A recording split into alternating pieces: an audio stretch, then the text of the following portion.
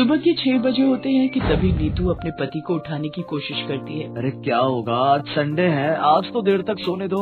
अरे चलो उठ भी जाओ ना, अभी सभी घर वाले सो रहे हैं, उनके उठने से पहले हम जल्दी से कराते हैं। अरे क्या कराते हैं, तुम्हें जो करना है अकेले कराओ, लेकिन मुझे अभी सोने दो। क्यों टाइम वेस्ट कर रहे हो, जल्दी से चलो, नहीं तो सारा दिन लाइन में ही खड़े रह जाओगे। अरे जबरदस्ती है क्या, जब आ ही नहीं रही तो जाकर करूँगा क्या। अब तुम निकलो यहाँ से और मुझे सोने दो। ओहो, अगर इनके चक्कर में रही तो मैं भी पेट पकड़कर ही बैठी रह जाऊंगी। इसके बाद नीतू पेट पकड़ते हुए जल्दी से अपने कमरे से भागकर बाथरूम की ओर जाती है तो देखती है कि उसकी दोनों जेठानियाँ और छोटी देवरानी पहले से ही बाथरूम के बाहर खड़ी होती है।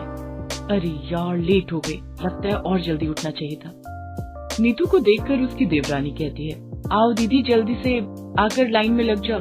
पर अगर तुम सब बाहर हो तो फिर टॉयलेट में है कौन? और कौन होगा, मम्मी जी के सिवा। नीतू जोर जोर से दरवाजा पीटते हुए कहती है, अरे मम्मी जी, आप कहीं सो तो नहीं गई, जल्दी से बाहर आ जाओ, यहाँ लाइन लगी पड़ी है। निधि ये कही रही होती है कि तभी शीला उनकी सास टॉयलेट से बाहर आती है। उसके बाहर आते ही मंझली बहू नीतू पेट पकड़कर पीछे से भागते हुए आती है और लाइन तोड़कर टॉयलेट में घुस जाती है और झट से दरवाजा बंद कर देती है। ये सब देखकर बाकी सब हैरान रह जाती है। तभी सबसे बड़ी बहू राखी जोर जोर से दरवाजा पीटते हुए कहती है, अरे ओ नीतू की बच्ची, जल्दी से बाहर निकल, मेरा नंबर था, तू कहाँ से बीच में घुस गई? निकल निकल ना आप। अरे क्यों दरवाजा पीट रही है, उसको तोड़कर ही मानेगी क्या? और अब वो अंदर गई है तो पेट की गंदगी निकाल कर ही बाहर निकलेगी। और जब मैं अंदर थी तब भी तुम में से कोई दरवाजा पीट रहा था। तुम सब जानती हो ना, बुजुर्ग लोगों को कब्ज की शिकायत रहती है। अगर आपको कब्ज की शिकायत रहती है तो सुबह जल्दी उठकर फ्रेश हो जाया कीजिए। आपकी कब्ज के चक्कर में तो हम लोगों के पेट के बुलबुले उठने लग पड़ते हैं। ये सब बातें छोड़ो मम्मी जी, अब ये बताओ कि कब तक हम ऐसे ही एक टॉयलेट में जाते रहेंगे? उम्र भर ऐसे ही जाना होगा। क्या मतलब? मतलब ये कि शुक्र मनाओ तुम लोगों को एक टॉयलेट तो नसीब हुआ। हम तो अपने खुले में शौचालय जाते थे और खुले में जो जाने का मजा है, ओए होए होए होए होए। इतना कहते ही शीला चुप हो जाती है। पर मम्मी जी, आपकी इतनी सारी बहुएं हैं, आपको 2 टॉयलेट तो बनवाने ही चाहिए ना। आई बड़ी 2 टॉयलेट वाली, ये घर है, कोई तेरे बाप का होटल नहीं जो 2-2 टॉयलेट चाहिए तुम्हें। मम्मी जी, पर जैसे यहाँ लाइन लगी है ना, ये किसी के घर का टॉयलेट नहीं बल्कि किसी चौल का सुलभ शौचालय मालूम होता है। हाँ, बस इसका ये एक सुख है कि हमें धोने के लिए बाल्टी और मग्गा लेकर नहीं आना पड़ता। निधि बोल ही रही थी कि तभी वहाँ खड़ी राखी जोर से बदबूदार गैस छोड़ती है। उसकी बदबू से वहाँ खड़े सभी अपनी नाक पर हाथ रख लेते हैं। उसके ऐसा करते ही शीला कहती है, हाय मोरी मैया, ना जाने क्या ठूसा था इस कमबख्त ने रात में जो इतनी गंदी बदबू निकाली है। मम्मी जी, जिस घर में 4 बहुओं का एक टॉयलेट होगा वहाँ तो ये सब झेलना ही पड़ेगा। फिर राखी दोबारा से दरवाजा पीटते हुए कहती है, जल्दी से बाहर निकल मेरी माँ, अब तो बर्दाश्त से बाहर है सब कुछ। ये कहकर राखी फिर से दरवाजा पीटने लगती है। शीला देवी की जॉइंट फैमिली थी जिसमें उसकी 4 बहुएं थी और 4 बेटे थे और उन सबके लिए केवल एक ही टॉयलेट था। सारा घर एक ही टॉयलेट यूज करता था। वैसे कहने को तो उस घर में 2 टॉयलेट थे, लेकिन दूसरे टॉयलेट की सीट टूट रखी थी और फ्लश पूरी तरह खराब था, जिस वजह से कोई उसे यूज नहीं करता था। बेचारी सारी बहुओं का आधा दिन तो टॉयलेट में अपनी बारी आने के इंतजार में ही गुजर जाता और ऊपर से अगर गलती से कोई मेहमान घर पर आ जाए तब तो समझो हो गई छुट्टी। ऐसे ही एक दिन दरवाजे की घंटी बजती है। तभी नीतू दरवाजा खोलती है। मैडम, रश्मि जी का पार्सल आया है। रुको, मैं अभी उसे बुलाती हूँ।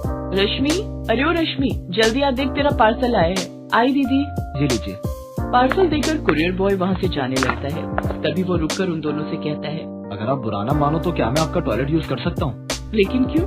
मतलब ये तो नेचर कॉल है, कभी भी आ सकती है और इस वक्त मेरे लिए जाना बहुत अर्जेंट है। दीदी, अभी कोई होगा तो नहीं ना टॉयलेट में? मैं क्या जानू रश्मि, लेकिन अब अगर इसे जोर की लगे तो कर भी क्या सकते हैं, ले जाओ इसे।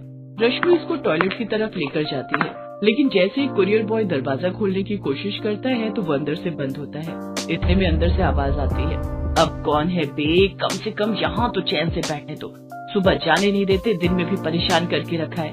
अब तो जब तक कार्यक्रम पूरा नहीं होता मैं बाहर नहीं आऊंगी। अरे दीदी धीरे बोलो, अगर गलती से किसी ने सुन लिया तो क्या सोचेगा? सुनने दो, अगर कोई सुनता है तो कम से कम औरों को भी तो पता चले कि कैसी जालिम सास है हमारी जो 4-4 बहुओं के लिए सिर्फ एक ही टॉयलेट रखा हुआ है।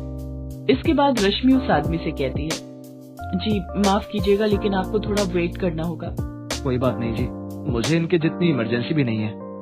ये कहकर वो आदमी क्रॉस लेग करके खड़ा हो जाता है, लेकिन काफी देर इंतजार करने के बाद भी जब निधि बाहर नहीं आती तो वो आदमी जल्दी में वहाँ से निकलने लगता है कि तभी रश्मि पीछे से आवाज देते हुए कहती है, अरे रुकिए तो, कहाँ जा रहे हैं आप वो काम पूरा करके ही जाइए। नहीं करना मुझे कोई टॉयलेट, अगर मैं ऐसे ही वेट करता रहा तो मेरी पैंट यहीं गीली हो जाएगी।